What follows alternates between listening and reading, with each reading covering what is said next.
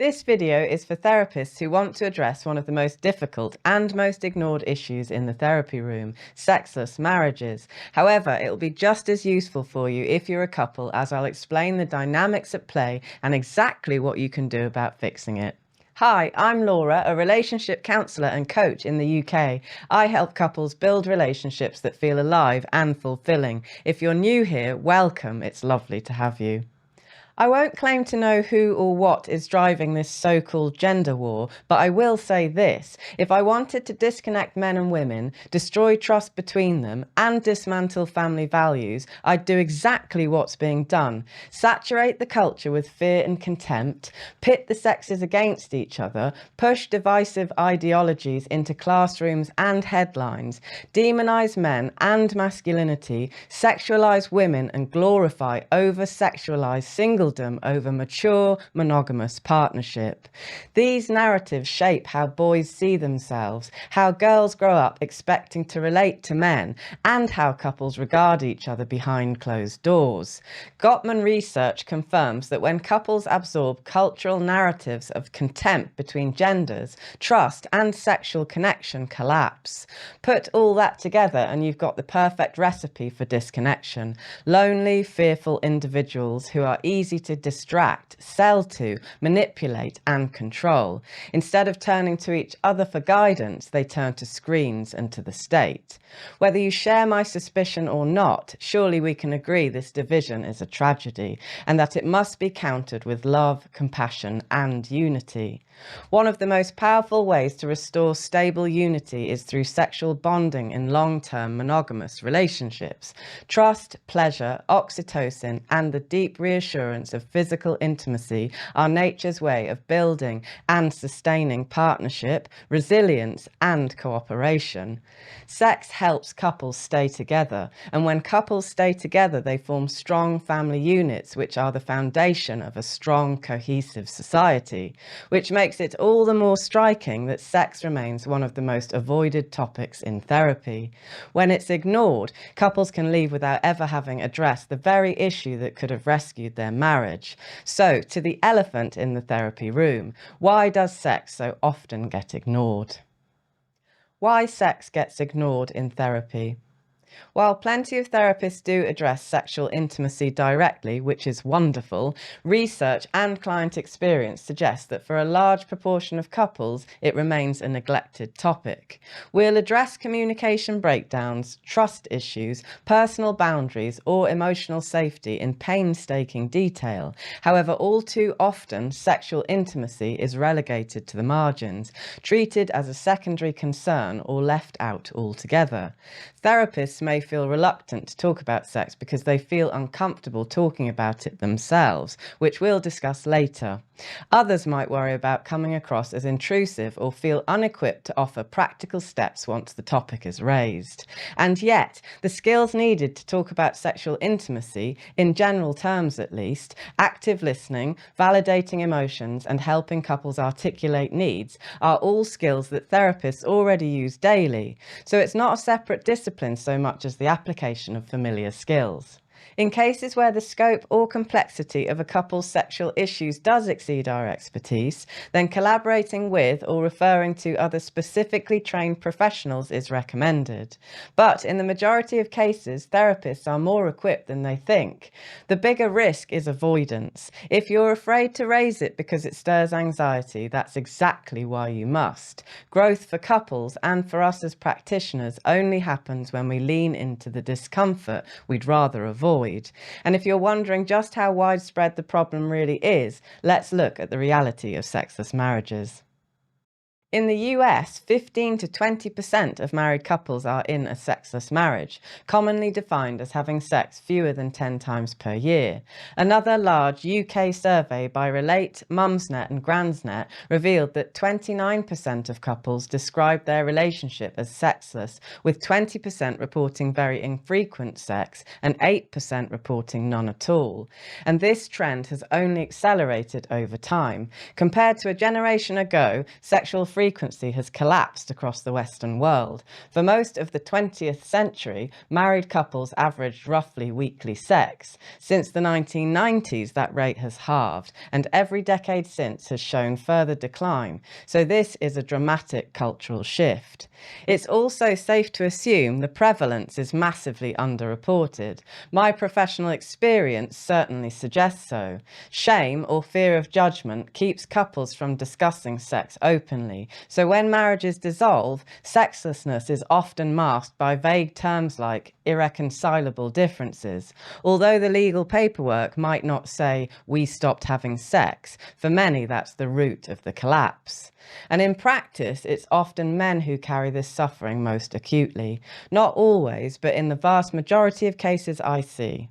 Many tell me that previous therapists never even raised the subject, leaving them feeling as though their pain was trivial or overblown. Simply acknowledging that their distress makes sense and that their desire for sexual connection is both healthy and normal can bring profound relief. On the other side, many wives tell me they simply had no idea how much sex meant to their husbands on a deeper emotional level. Once that's spelled out, the shift can be dramatic. Effort increases, intimacy returns, and in some cases, marriages can be transformed almost overnight. The point isn't to pit men and women against each other, but to highlight that education and empathy can close a painful gap of misunderstanding. When sex is understood as an emotional need rather than a trivial want, the whole dynamic can change. I'd go as far as to say we are in the midst of a sexless marriage crisis, and that the consequences of this widespread breakdown in marital cohesion are potentially very serious for society. For us therapists, this raises an urgent responsibility. How do we help couples confront the issue directly, reconnect sexually, and protect their long-term bond? Before we get into that, there are 3 important provisos to keep in mind. Number 1, trauma, pain, or ongoing concerns. At intake, therapists should delicately screen for trauma, physical pain, or medical issues that may affect sexual intimacy.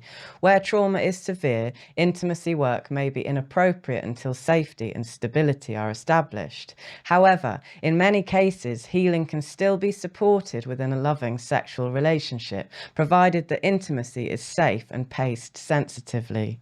When pain or medical issues are present, intimacy may need to be adapted, focusing on non-penetrative sex or collaboration with medical professionals.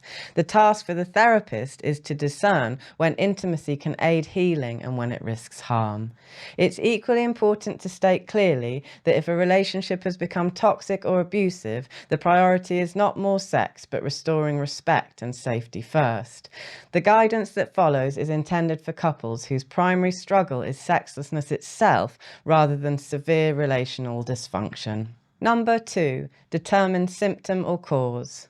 We often assume sexlessness is a symptom of a troubled marriage, and sometimes it is, but longitudinal research consistently shows that changes in sexual satisfaction often precede shifts in overall relationship satisfaction, sometimes more strongly than the reverse. In other words, sexual withdrawal doesn't always follow relational breakdown. In many couples, it emerges as its own phenomenon and then triggers emotional distance and conflict later. This matters because it shapes the therapeutic strategy. If sexlessness is a cause, sexual reconnection can be a powerful primary intervention. If it's a symptom, emotional repair must come first. Many therapists unconsciously assume low sexual frequency is always driven by resentment or poor communication.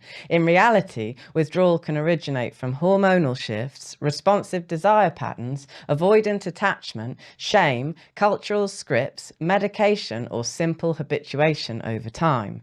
These factors can reduce sexual engagement even in otherwise loving relationships and become the relational problem if left unaddressed.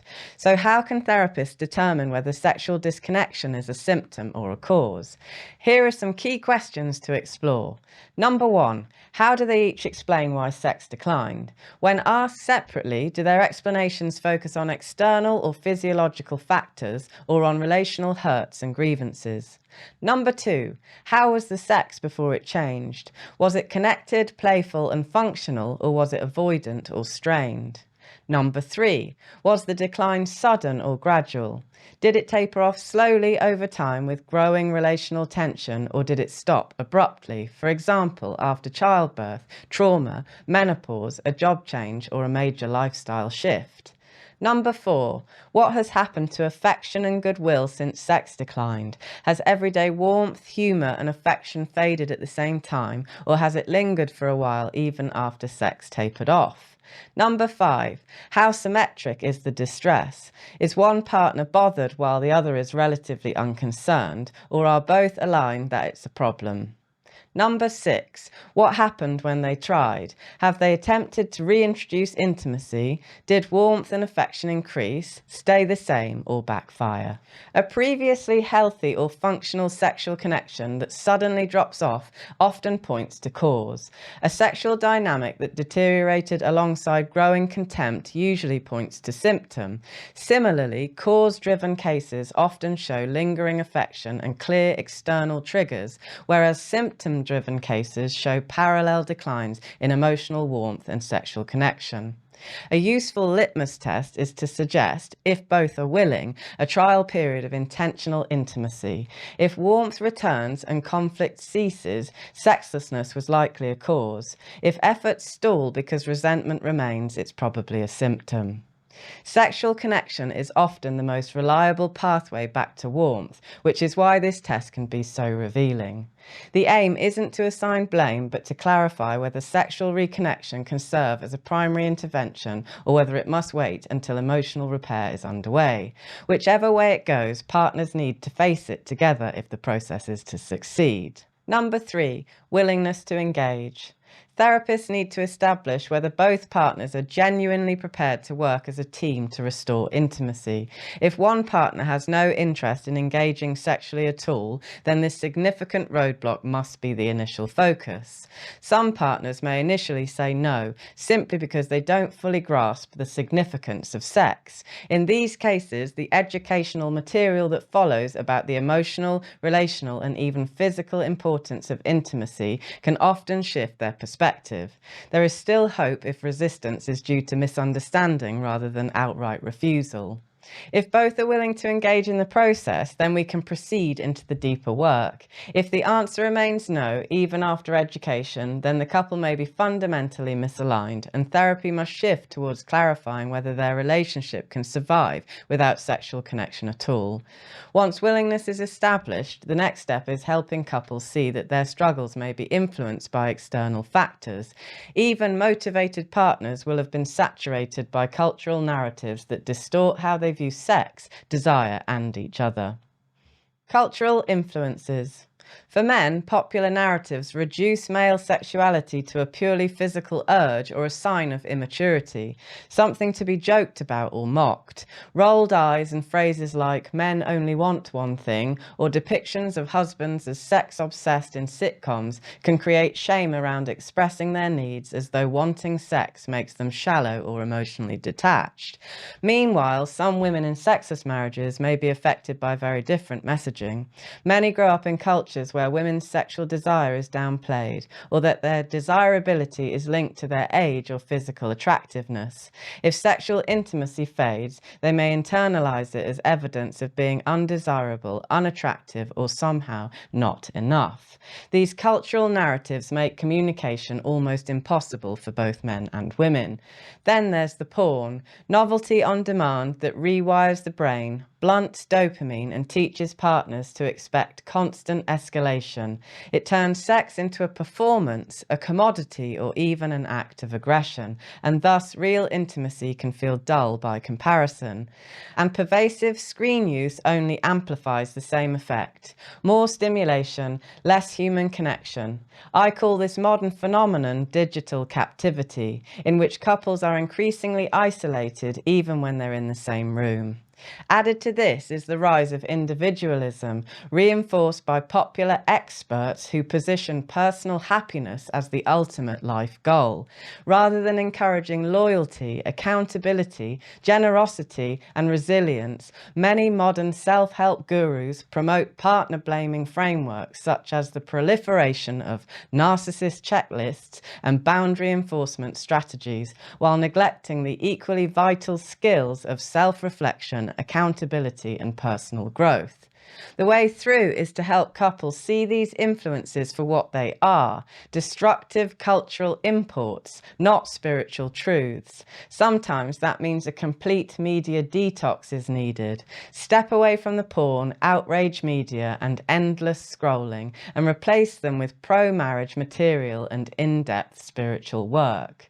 The test for couples around these influences is simple. Is this good for my marriage or bad for it? If it's bad, disregard. What do you think? Do you agree that cultural messages around sex and gender make it harder for couples to stay connected? Let me know in the comments. Once the cultural noise is cleared, couples can finally turn inward and ask, what does sex mean to us, personally and emotionally? Emotional significance of sex.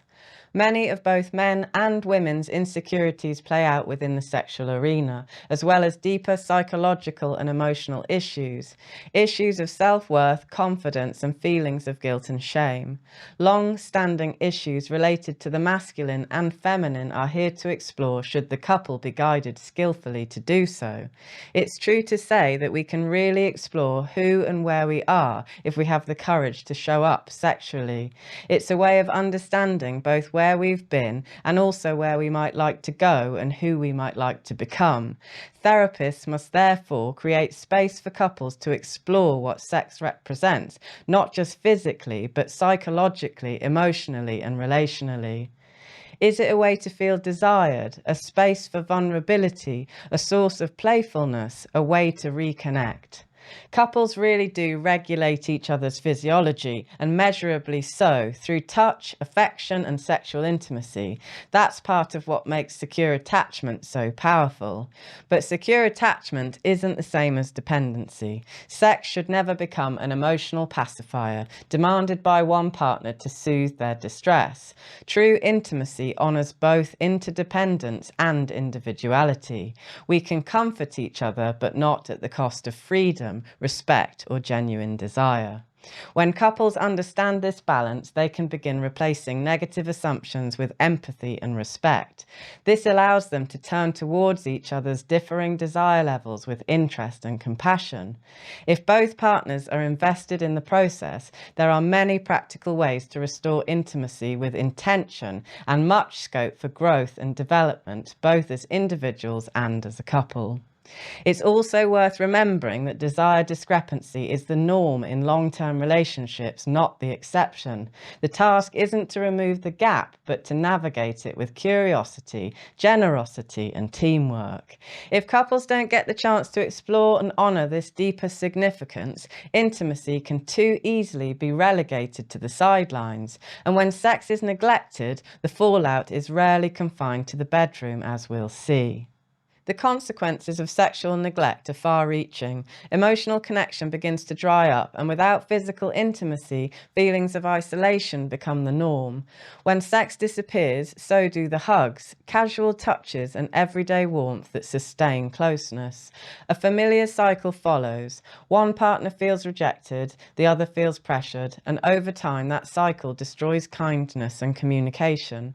When sexual needs go unmet for long periods, irritability, withdrawal, and even hostility can emerge, not necessarily as a sign of abuse or a fundamentally broken relationship, but the predictable fallout of feeling repeatedly unwanted. As David Schnarch observed, these small cruelties can harden into normal marital sadism, covert tests, withholding, and using sex to punish or control. Naming this pattern matters because once couples see it, they can stop the hidden games and take responsibility responsibility for their part in the dynamic. Left unaddressed for long enough, and what the Gottmans referred to as the four horsemen can move into the marital home: criticism, contempt, defensiveness, and stonewalling. Once these horsemen take up residence, they can be terribly hard to evict. Small irritations escalate, affairs become more likely, and health suffers. Stress, anxiety, depression, and worse outcomes across the board for both partners. Eventually, the relationship itself weakens, and both people feel more like housemates than lovers. No amount of chore charts, date nights, or communication drills can repair this if the erotic disconnection at the heart of the relationship remains unaddressed. And the impact doesn't stop with the couple, it often pollutes the entire family environment. Impact on families. When parents nurture a loving, connected, and sexually fulfilling relationship, their children benefit profoundly. Longitudinal Gottman studies show that children in affectionate, sexually connected homes develop stronger emotional regulation and better conflict resolution skills as adults. Children growing up in these homes witness affection, respect, and playfulness modeled daily. They feel the love between parents as palpable and consistent, and they thrive under those conditions. Conversely, when a marriage turns cold or platonic, children feel that too. An absence of warmth, strained silences, or the lack of affection is registered. A home marked by emotional or sexual disconnection can subtly shape a child's understanding of relationships, often in ways that linger into adulthood. So, by addressing sexual intimacy with couples in therapy, we're helping create healthier emotional environments for children too. Intentional intimacy. Assuming safety, trauma, and willingness screens are clear, this is where prioritizing sex, even when desire isn't spontaneous, becomes essential. Couples who make space for intimacy on purpose are intentionally protecting and sustaining the bond that keeps them close. Even small habits like cuddling before sleep, showering together, or exchanging affectionate messages can create the conditions where desire naturally re-emerges. Many couples worry that scheduling sex feels forced, but research shows the opposite. When partners choose to be sexual before they feel desire, a point consistent with Rosemary Basson's model of responsive desire, particularly relevant for women, desire usually follows. This is about creating the conditions for genuine desire to reawaken, rather than waiting endlessly for it to appear by magic.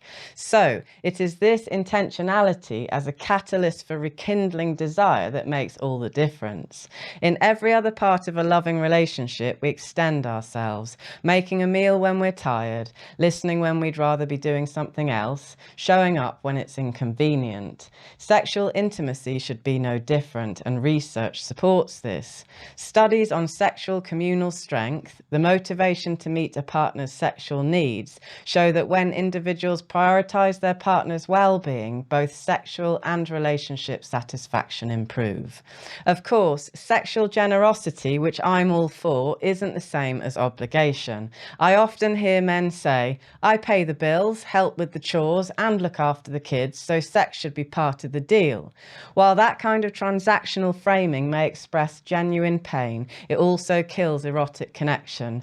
Generosity works best when it's mutual and emotionally honest. At this point, it's worth mentioning Erich Fromm's insight from The Art of Loving, that sex without genuine love only magnifies loneliness. Nobody with an ounce of self-esteem wants unwilling or disinterested sex, nor should anyone want to give it. What makes sex nourishing isn't the act itself, but the spirit in which it's offered. And in this context, we can apply Fromm's 4 tenets of love: care, respect, responsibility, and knowledge. Intentional intimacy, then, is about creating an erotic bond that honors each partner's individuality whilst also uniting them. Regular, satisfying sex is consistently linked to greater well-being, better physical health, and happier, more resilient relationships, with research suggesting a sweet spot of at least once a week for many couples. Couples who manage multiple times per week rarely do so by accident or because they're overwhelmed by a burden burning desire. It happens because they choose to make it so. Seen this way, being deliberate about sex is an act of mature love, a conscious practice of giving and receiving, of showing up for each other erotically as reliably as you show up for each other practically or emotionally. There are no losers in this dynamic. Therapists can help couples see intentional intimacy not as a chore but as an expression of care, generosity, and responsibility towards the relationship. Yet even with the best intentions, couples will face real-world challenges, so goodwill alone often isn't enough. Other potential barriers to progress. Even when couples want to reconnect sexually, there are often genuine obstacles standing in the way. Discussing these openly can help couples feel less broken and more understood. Some of the most common barriers include physical health and medication. Conditions such as diabetes, cardiovascular issues, hormonal changes like menopause, or chronic illness can reduce desire or mean that sex becomes physically uncomfortable. Certain medications, particularly SSRIs, are also well known to dampen libido and orgasmic response. Mental health and stress. Anxiety, depression, or stress often impact desire and make the vulnerability required for intentional intimacy feel overwhelming. Even everyday stress from jobs, finances, or parenting can dominate a couple's time, leaving little space or energy for intimacy. Attachment patterns. How partners relate emotionally often shows up in their sex life. Anxiously attached partners may use sex to seek reassurance, which can feel pressuring to the other. Avoidantly attached partners may withdraw from intimacy altogether, leaving their partner feeling unwanted. When these patterns collide, both can end up feeling misunderstood, rejected, or unsafe in approaching sex. Lifestyle factors. Bad sleep, poor fitness, unhealthy diet, alcohol use, recreational drugs, and screen or social media overuse all play a role in energy, mood, and availability for connection. Relationship dynamics. Resentment, unresolved conflict, or emotional distance can lead to sex feeling unsafe or transactional. When kindness and communication are in short supply, desire and willingness often plummet. Even if a lack of sex triggered these problems in the first place, they must be addressed in order to move forward. Body image and self-esteem. Many people struggle to feel desirable, particularly after major life transitions such as pregnancy, aging, or illness. Without an adequate level of confidence and self-esteem, it's hard to approach sex with openness. Time and opportunity. Especially for parents, logistics can be the biggest barrier. Exhaustion and lack of privacy often push intimacy to the bottom of the priority list. These aren't excuses, but they are realities. Couples often blame themselves or each other when the problem is actually multi-layered. As therapists, it's important we help couples make sense of their situation in a balanced and nuanced way so that they can co-create strategies to remove these barriers as best they can. Sometimes that means involving other professionals such as a GP for medication reviews, a physiotherapist for pain issues, or an endocrinologist for balancing hormones. In other cases, individual therapy may be recommended if one partner is struggling with issues such as trauma, anxiety, shame, or low self-worth that need focused attention before full sexual reconnection is possible. Identifying barriers is, of course, only the first step. Without clear strategies, naming them can actually leave couples feeling stuck or even more hopeless. What makes the difference is giving them practical, therapist-led approaches that normalize the conversation, reduce shame, and make sexual reconnection feel not only appealing, but safe and achievable. Strategies for therapists. Number 1, ask early and ask often. Include sexual satisfaction in your initial assessment, just as you would trust, communication, or emotional safety. Don't wait for clients to raise it because many of them never will, often out of fear of rejection or shame. By asking early, you normalize the conversation and give permission for honesty. If trauma, pain, or emotional abuse becomes apparent at this stage, pause intimacy work and shift toward a trauma-informed or medical pathway before continuing. Number 2, screen for willingness. Establish whether both partners are genuinely prepared to work as a team to restore intimacy. If reluctance stems from misunderstanding rather than refusal, education can shift perspective. Without willingness, therapy needs to shift from repair to reality testing. Can this marriage survive without sex? Number 3, differentiate symptom versus cause. Clarify whether sexlessness is driving the couple's difficulties or reflecting them. Ask about timing, impact, and attempts at repair. If disconnection in the bedroom came first, intentional intimacy may be the catalyst for repair.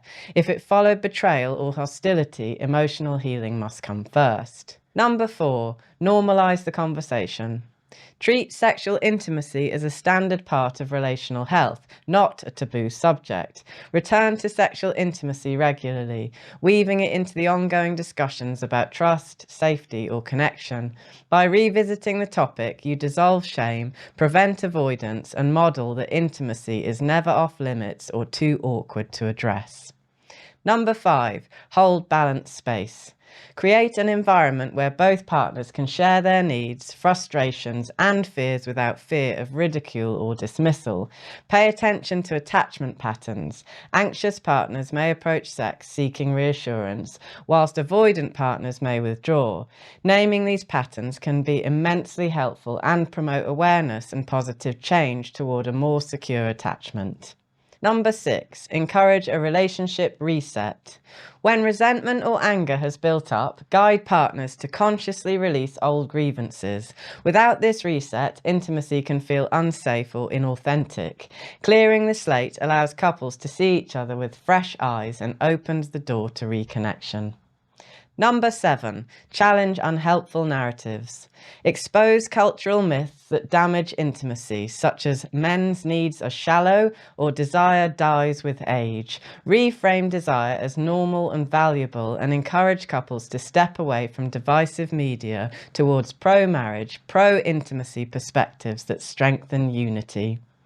Number 8, identify and address barriers.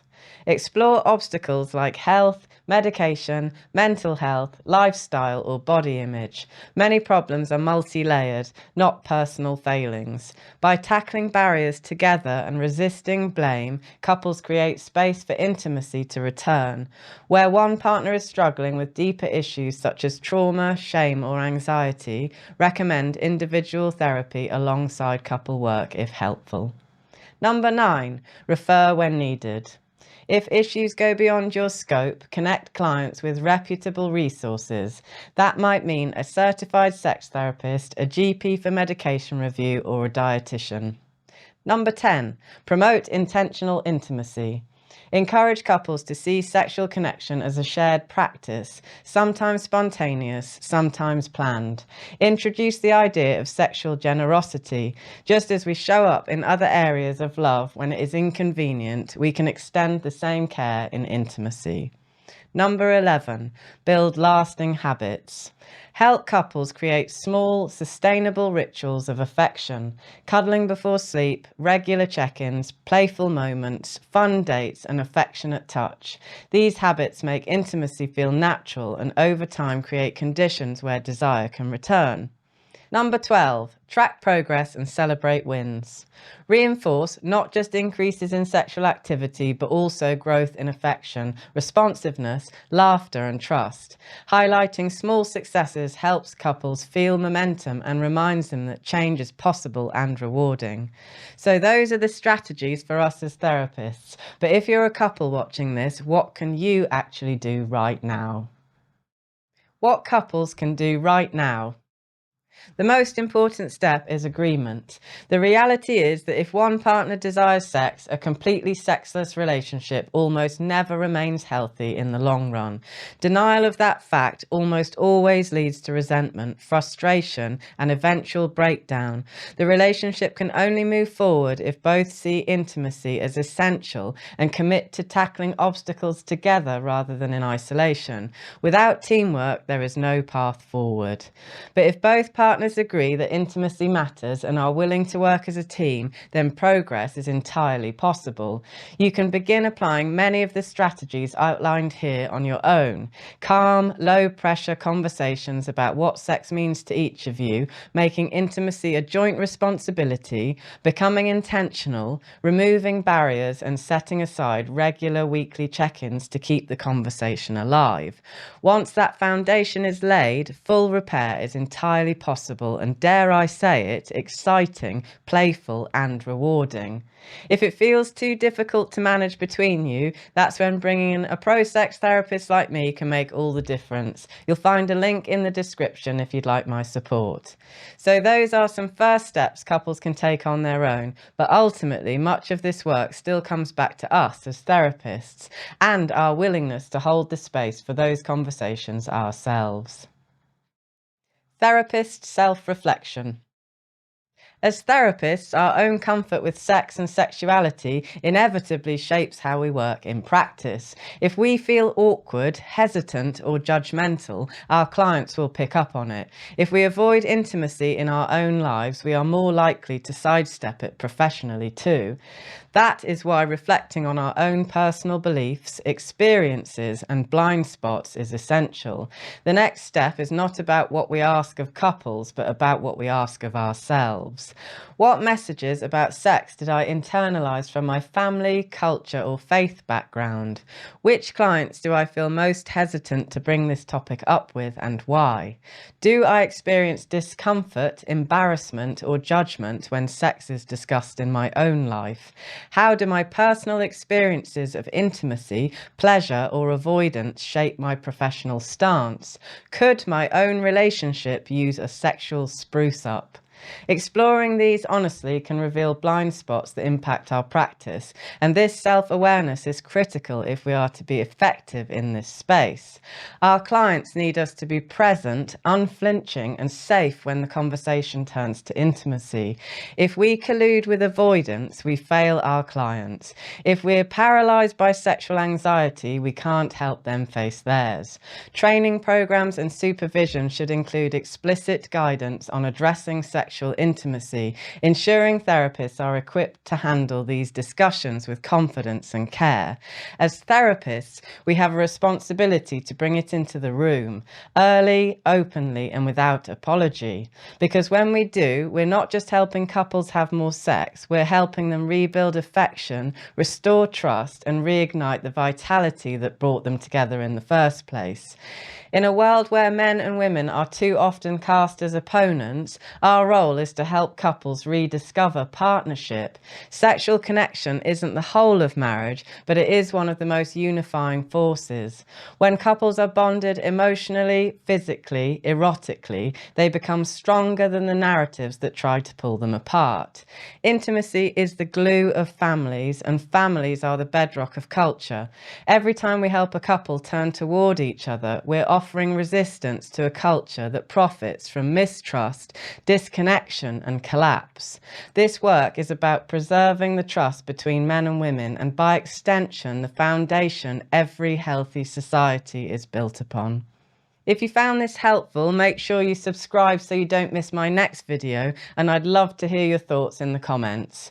If you're a couple, what would you want a therapist to understand about sex in your relationship? Your feedback really helps me improve the content and approach. And just a quick word to any therapists watching, my channel is growing fast, and what that tells me is that there's a real hunger out there for therapy that takes a holistic, unflinching approach to sex in marriage. Couples are actively looking for help to the point I can't keep up with the demand on my own. So if you're a like-minded therapist who wants to be part of this movement, I'd really love to hear from you. If you enjoyed this video, and I hope that you did, then you might also enjoy this one where I discuss why marital sex is on the decline. Thanks for watching. I'll see you next week. In the meantime, to yourself and to others, tell the truth.